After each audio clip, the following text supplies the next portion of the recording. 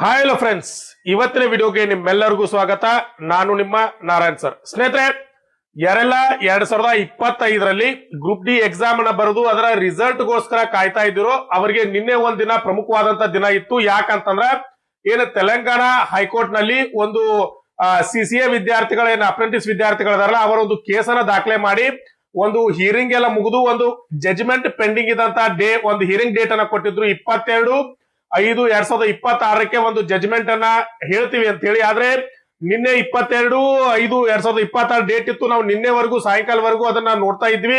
ಏನ್ ಜಡ್ಜ್ಮೆಂಟ್ ಬರುತ್ತೆ, ರಿಸಲ್ಟ್ ಏನಾದ್ರು ಅನೌನ್ಸ್ ಆಗತ್ತಾ ಅಥವಾ ಫಿಸಿಕಲ್ ಟೆಸ್ಟ್ ಡೇಟ್ ಏನಾದ್ರು ರಿಲೀಸ್ ಆಗತ್ತಾ ಅಂತ ಹೇಳಿ. ಆದ್ರೆ ಸಾಯಂಕಾಲದವರೆಗೂ ಯಾವುದೇ ರೀತಿಯ ಅನೌನ್ಸ್ಮೆಂಟ್ ಬರಲೇ ಇಲ್ಲ. ನಾವು ಈಗ ಜಸ್ಟ್ ಚೆಕ್ ಮಾಡಿದ್ರು ಸಹ ಅದೇ ಡೇಟ್ ಅನ್ನ ತೋರಿಸ್ತಾ ಇದೆ. ಅಂದ್ರೆ ಇಲ್ಲಿ ಯಾವುದೇ ರೀತಿಯ ಫ್ರೆಶ್ ಡೇಟ್ ಅನ್ನು ಕೊಟ್ಟಿಲ್ಲ, ಮತ್ತೆ ಇಲ್ಲಿ ಯಾವುದೇ ರೀತಿಯ ನಿರ್ಧಾರವನ್ನು ಸಹ ತೆಗೆದುಕೊಂಡಿಲ್ಲ. ಬನ್ನಿ ಹಾಗಾದ್ರೆ ನಿನ್ನೆ ಏನಾಯ್ತು ಕೋರ್ಟ್ ಅಲ್ಲಿ, ಹಾಗಾದ್ರೆ ಮುಂದೆ ಯಾವಾಗ ಒಂದು ಫ್ರೆಶ್ ಡೇಟ್ ಅನ್ನ ಕೊಡ್ತಾರೆ ಅಥವಾ ಮತ್ತೆ ಮುಂದೆ ಯಾವಾಗ ಕೋರ್ಟ್ ಹಿಯರಿಂಗ್ ಅನ್ನ ಮಾಡ್ತಾರೆ, ಅವತ್ತೇನಾದ್ರೂ ಅನೌನ್ಸ್ ಆಗತ್ತಾ ಅಂತ ಹೇಳಿ ಪ್ರತಿಯೊಂದು ಇದ್ರ ಬಗ್ಗೆ ಮಾಹಿತಿಯನ್ನು ನೋಡೋಣ. ಅದಕ್ಕಿಂತ ಮುಂಚೆ ನೀವು ನನ್ನ ವಿಡಿಯೋನ ಫಸ್ಟ್ ಟೈಮ್ ನೋಡ್ತಾ ಇದ್ರೆ ಚಾನೆಲ್ ನ ಸಬ್ಸ್ಕ್ರೈಬ್ ಮಾಡ್ಕೊಳ್ಳಿ. ಅಲ್ಲೇ ಪಕ್ಕದಲ್ಲಿರೋ ಬೆಲ್ ಐಕಾನ್ ಪ್ರೆಸ್ ಮಾಡಿ, ಲೈಕ್ ಮಾಡಿ, ಶೇರ್ ಮಾಡಿ. ಅದ್ರ ಜೊತೆಗೆ ನಿಮ್ಗೆ ಡೇ ಬೈ ಡೇ ಅಪ್ಡೇಟ್ ಬೇಕಂತಂದ್ರೆ ನಮ್ಮ ವಾಟ್ಸ್ಆಪ್ ಗ್ರೂಪ್ ಲಿಂಕ್ ಅನ್ನ ಕೆಳಗಡೆ ಕೊಟ್ಟಿರ್ತೀವಿ. ಅದ್ರ ಜೊತೆಗೆ ಟೆಲಿಗ್ರಾಮ್ ಗ್ರೂಪ್ ಲಿಂಕ್ ಅನ್ನು ಸಹ ಕೊಟ್ಟಿರ್ತೀವಿ. ಅದ್ರ ಜೊತೆಗೆ ನಮ್ಮ ಫೇಸ್ಬುಕ್ ಮತ್ತೆ ಇನ್ಸ್ಟಾಗ್ರಾಮ್ ಲಿಂಕ್ ಅನ್ನು ಸಹ ಕೊಟ್ಟಿರ್ತೀವಿ. ಅದಕ್ಕೆ ಜಾಯ್ನ್ ಆಗಿ ನಮ್ಮನ್ನು ಸಪೋರ್ಟ್ ಮಾಡಿ ಅಂತ ಹೇಳ್ತಾ ಬನ್ನಿ ಇವತ್ತಿನ ವಿಡಿಯೋನ ಸ್ಟಾರ್ಟ್ ಮಾಡೋಣ. ಯಾವುದೇ ಒಂದು ಎಕ್ಸಾಮ್ಗೆ ಪ್ರಿಪರೇಷನ್ ನಡೆಸೋದಕ್ಕಿಂತ ಮುಂಚೆ ಅದರ ಹಳೆಯ ಪ್ರಶ್ನೆ ಪತ್ರಗಳನ್ನ ನಾವು ಸಾಲ್ವ್ ಮಾಡ್ತಾ ಹೋದ್ರೆ ಅರ್ಧ ಕೆಲಸ ಮುಗ್ದಂಗ ಆಗುತ್ತೆ.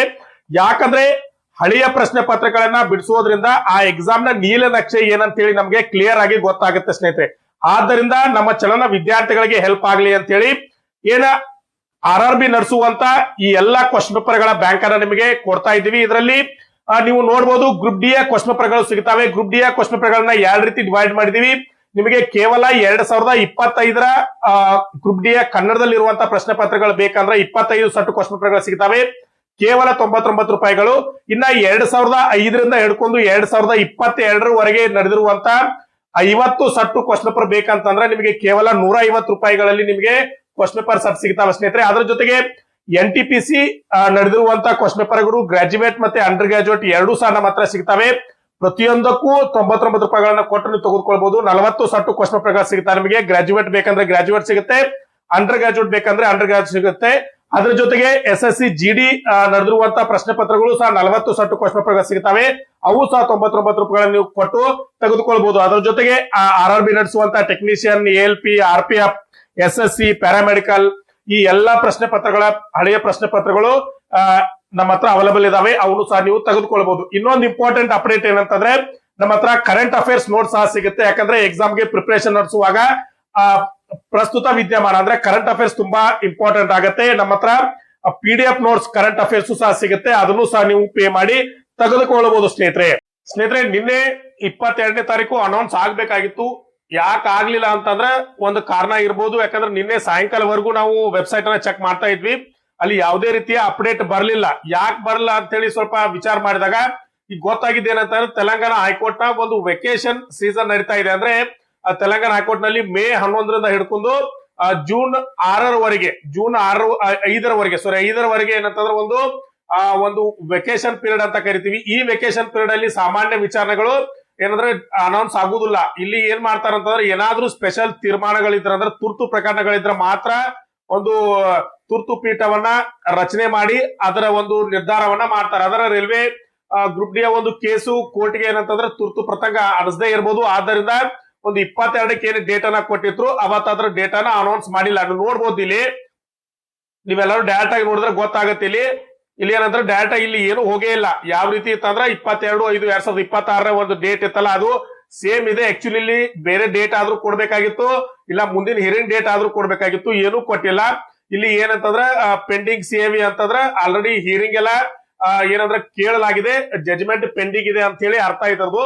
ಇಲ್ಲಿ ಕೊಡ್ಬೇಕಾಗಿತ್ತು ಏನಾದ್ರು, ಯಾಕಂದ್ರೆ ಅಟ್ಲೀಸ್ಟ್ ನಿನ್ನೆ ಒಂದು ಮುಂದಿನ ಡೇಟ್ ಆದ್ರೂ ಕೊಡ್ಬೋದಾಗಿತ್ತು, ಅಥವಾ ನೆಕ್ಸ್ಟ್ ಹಿಯರಿಂಗ್ ಯಾವಾಗ ಅಂತ ಹೇಳಿ ಒಂದು ಇಂಟಿಮೇಷನ್ ಆದ್ರೂ ಕೊಡ್ಬೋದು. ನೀವು ನೋಡ್ಬೋದು, ನಾನು ಇವತ್ತು ಚೆಕ್ ಮಾಡ್ತಾ ಇದ್ದೀನಿ ಡೇಟಾನ. ನೀವು ಚೆಕ್ ಮಾಡಿದ್ರೆ ಇವತ್ತು 23, ನಾನು ರೆಕಾರ್ಡ್ ಮಾಡ್ತಾ ಇರೋದು 23. ನಾನು ನಿನ್ನೆ ಸಾಯಂಕಾಲವರೆಗೂ ರಾತ್ರಿವರೆಗೂ ಚೆಕ್ ಮಾಡಿದೆ, ಎಲ್ಲೂ ಯಾವುದೇ ಅಪ್ಡೇಟ್ ಸಿಗ್ಲಿಲ್ಲ. ಆದ್ದರಿಂದ ಮತ್ತೆ ಬೇರೆ ಕಡೆ ನೋಡಿದಾಗ ತೆಲಂಗಾಣದ ಏನೊಂದು ವೆಕೇಶನ್ ಸ್ಟಾರ್ಟ್ ಆಗಿರೋದ್ರಿಂದ ಅದು ಮುಗಿದ ಮೇಲೆನೆ ಸಹ ಇದನ್ನು ಕೊಡುವಂತ ಚಾನ್ಸಸ್ ಇದೆ ಅಥವಾ ಮಧ್ಯದಲ್ಲಿ ಏನಾದ್ರು ಕೊಟ್ಟರು ಕೊಡ್ಬೋದು. ಆದ್ರೆ ಸದ್ಯದ ಮಟ್ಟಿಗೆ ಮುಂದಿನ ಡೇಟಾನ ಅನೌನ್ಸ್ ಮಾಡೋದಕ್ಕಿಂತ ಮುಂಚೆ ನಾವು ತಿಳ್ಕೊಳ್ಬಹುದು ಇಷ್ಟೇ, ಏನಂತಂದ್ರೆ ಜೂನ್ ಅಲ್ಲಿ ಇದರ ಏನಂತಾರೆ ಒಂದು ರಿಸಲ್ಟ್ ಅನೌನ್ಸ್ ಆಗುವಂತ ಎಲ್ಲಾ ಸಾಧ್ಯತೆಗಳು ಇದೆ. ಯಾಕಂದ್ರೆ ಆಲ್ರೆಡಿ ತಿಂಗಳು ಮುಗಿಲಿಕ್ಕೆ ಬತ್ತು. ಇವತ್ತ 23 ಅಂತಂದ್ರೆ ಇನ್ನು 7-8 ದಿವಸ ಮುಗಿತು. 7-8 ದಿವಸ ಮುಗಿದ ನಂತರ ಜೂನ್ 5ನೇ ತಾರೀಕು ಅದರ ಸಮರ್ ವೆಕೇಶನ್ ಮುಗ್ದಂಗ ಆಗತ್ತೆ. ಅವಾಗ ಮುಂದಿನ ಡೇಟ್ ಅನ್ನ ಕೊಟ್ಟು ಅವಾಗ ರಿಸಲ್ಟ್ ಅನ್ನ ಅನೌನ್ಸ್ ಮಾಡುವಂತ ಡೇಟ್ ಅನ್ನು ಸಹ ರೈಲ್ವೆಗೆ ಗೈಡ್ಲೈನ್ಸ್ ಅನ್ನ ಕೊಡ್ಬೋದು. ನೀವು ಅನೌನ್ಸ್ ಮಾಡಂತ ಹೇಳ್ಬೋದು, ಮತ್ತೆ ಬೇರಾದ್ರೂ ಜಜ್ಮೆಂಟ್ ಅನ್ನ ಬೇರೆ ಕೊಡ್ಬೋದು. ಜಜ್ಮೆಂಟ್ ಏನ್ ಬರುತ್ತೆ ಅಂತ ಹೇಳಿ ಹೇಳಿಕ್ ಬರುದಿಲ್ಲ.